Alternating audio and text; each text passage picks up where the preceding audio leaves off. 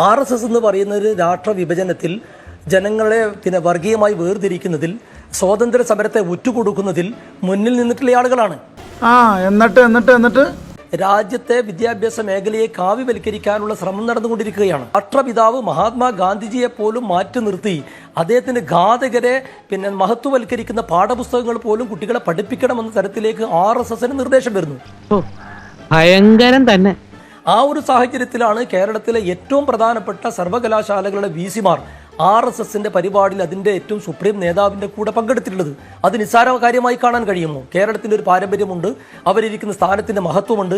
അതൊക്കെ ഉൾക്കൊണ്ടുകൊണ്ട് അതുകൊണ്ടാണ് ശ്രീ KC വേണുഗോപാൽ പറഞ്ഞത് ഇവർ ഗണഗീതം പാടി കുറുവടിയും ഏന്തി RSSന്റെ ശാഖയിൽ പോയിക്കോട്ടെ എന്ന്. അതാണ് ശരിയായി പറയാനുള്ളത്.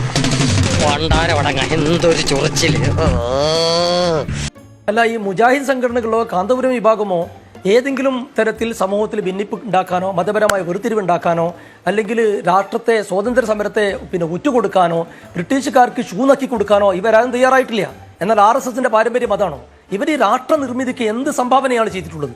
ഇപ്പോഴും നിങ്ങൾ നോക്ക്, രാജ്യത്തെ വിവിധ സംസ്ഥാനങ്ങളിൽ നിരപരാധികളായ മനുഷ്യരെ കൊല്ലാൻ ഈ ഭരണഘടനാപരമായ സ്ഥാപനങ്ങളെ മുഴുവൻ സംഘിവൽക്കരിക്കാൻ ശ്രമിച്ചുകൊണ്ടിരിക്കുന്ന ഒരു സാഹചര്യത്തിൽ അതിനെ ചൂട്ടുപിടിച്ചുകൊണ്ട് അതിന് ഇരുന്ന് കൈയടിച്ചു കൊടുക്കുന്ന നിലപാടല്ല ഈ 3 VC-മാർ ചെയ്തിട്ടുള്ളത്.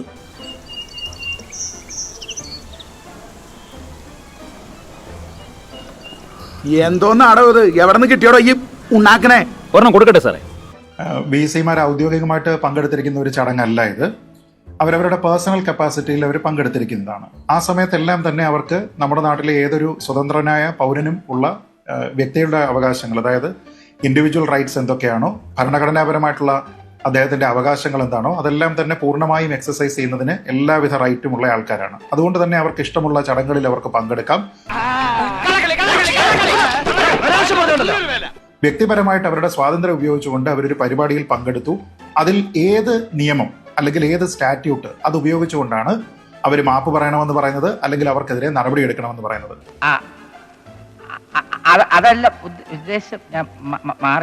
ഇടത് സർക്കാർ ഭരിക്കുന്ന സമയത്ത് 4 VC-മാർ ഇതേപോലെ പങ്കെടുത്തു. 4 VC-മാർ മാത്രമല്ല, മുൻ VC-മാർ ഉൾപ്പെടെയുള്ള ആൾക്കാരും അതിൽ പങ്കെടുത്തിരുന്നു. അങ്ങനെ പങ്കെടുത്തിരുന്ന സമയത്ത് അവർക്കെതിരെ എന്ത് നടപടി എടുത്തു എന്ന് ശ്രീ ഷാക്കർ ആലോചിച്ച് നോക്കിയാൽ മതി.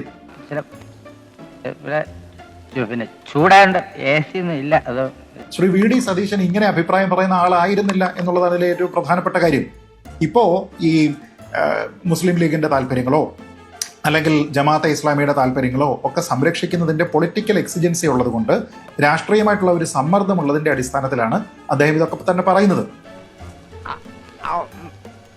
പറഞ്ഞിട്ടില്ല.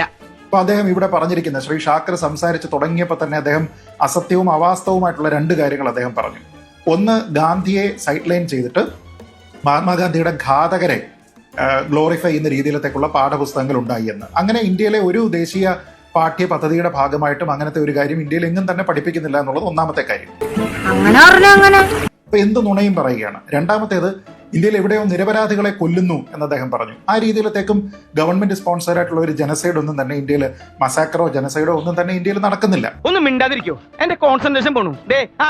കളിയാ അറിയോ? ആ ഗോൾവൽക്കറിന്റെ 2006, 1906 ജനിച്ചത്.